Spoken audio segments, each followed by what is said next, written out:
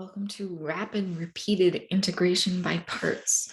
So recall, integration by parts says that if we wish to take the integral of u dv, this is the same thing as u times v minus the integral of v du, right? And that just came from the product rule rewritten using integration. And sometimes, or I often do this instead as making a little table where we have our u and dv. And then if we put in whatever our u is and whatever our dv is, and then if we take the derivative on the left, that'll get us a du dx, multiplied by dx is du. And we integrate on the right.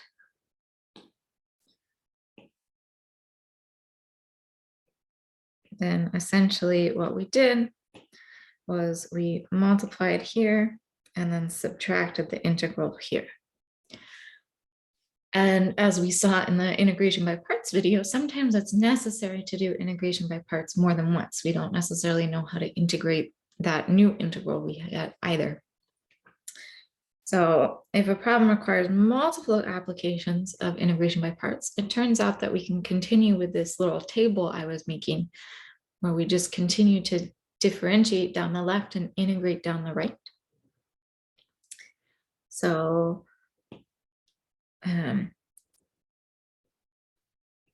we'll just use the table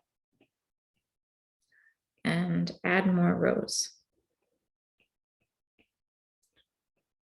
So in rapid repeated integration by parts, you start off with a u and dv. Going down the left, we will take derivatives. And we can differentiate as many times as you like. And then we'll match it by integrating on the right. Again, you can go as many times as you like. And then what will happen here is we'll start off with a positive multiplication. So we'll add on the first product.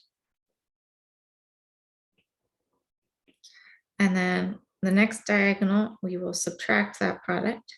Next diagonal, we would add the product.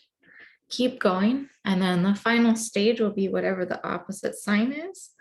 So we'll switch signs. If the last sign was positive, we'll subtract. If the last sign was negative, we'll add an integral.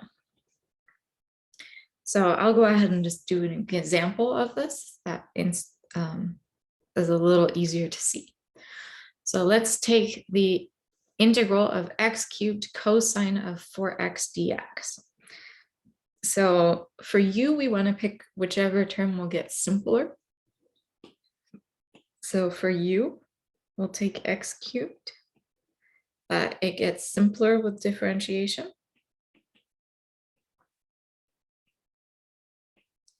So it gets simpler as we take the derivative d dx. And then dv will be that cosine of 4x. Technically dx as well. My screen's not updating. One moment. Hopefully the screen will update now. So for setting up our table, we'll again do x cubed and, we'll do u and dv, and u will put x cubed. For dv, we're going to have cosine 4x. Technically, there's a dx. And then we're going to differentiate down the left, integrate down the right. So as we differentiate x cubed, we would go to 3x squared. Differentiate again. And we get 6x. One more time.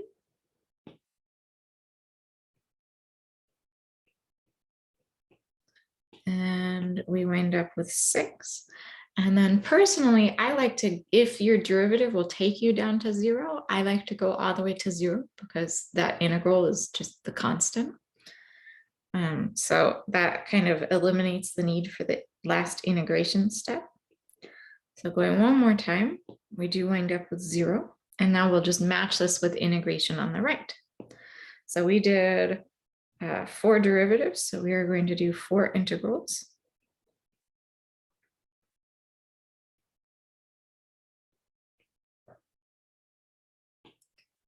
So that first one, integral of cosine is sine, and then cosine 4x, we would go to 1/4 sine of 4x. Integral of sine is negative cosine, and then with that constant inside, now we'll have negative 1/16 cosine of 4x. Integral of cosine is sine. The negative is still along for the ride. Now we'll have negative 1/64 sine of 4x. Go one more time. That would be negative, integral of sine is negative cosine. So now this will switch back to positive.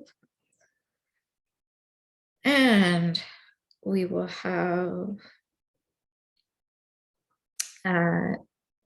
256 in our denominator, 1/256 times cosine of 4x. At this point, we can now do our diagonal. So the first one, we do the positive product. Then we'll do the negative product. Then the positive product. Then the negative product. And then technically, keeping our alternating signs, we would do the positive integral. Again, that integral is just going to be integral of 0. So this is why I like going all the way down to 0. There's no integration left. At this point, we just have to write it out. So what we have is the integral of x cubed cosine of 4x dx is equal to that first diagonal. We have a positive 1/4 x cubed sine of 4x. Then we are subtracting off a negative 1/16 3x squared. So a negative 3/16 x squared cosine of 4x minus negative will become positive. Then we are adding on. We have 6x times negative 1/64. So that becomes negative 6/64 x sine of 4x.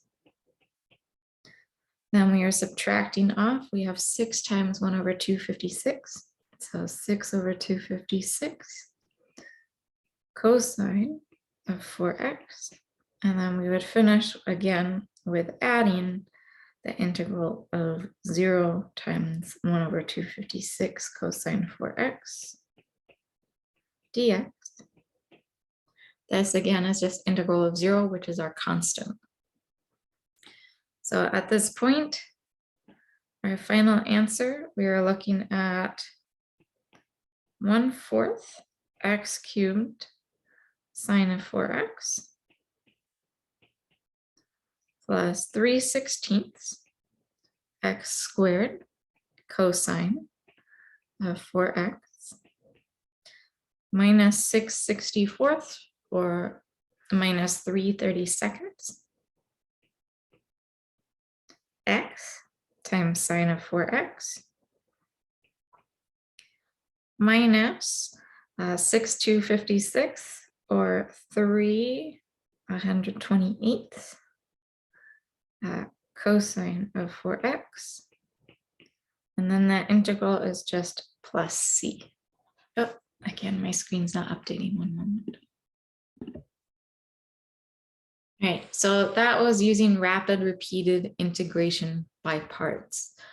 Again, ending with a 0 in the differentiation column is useful, but not necessary. If you get to a point where you know the integral, then you can also just stop there as well.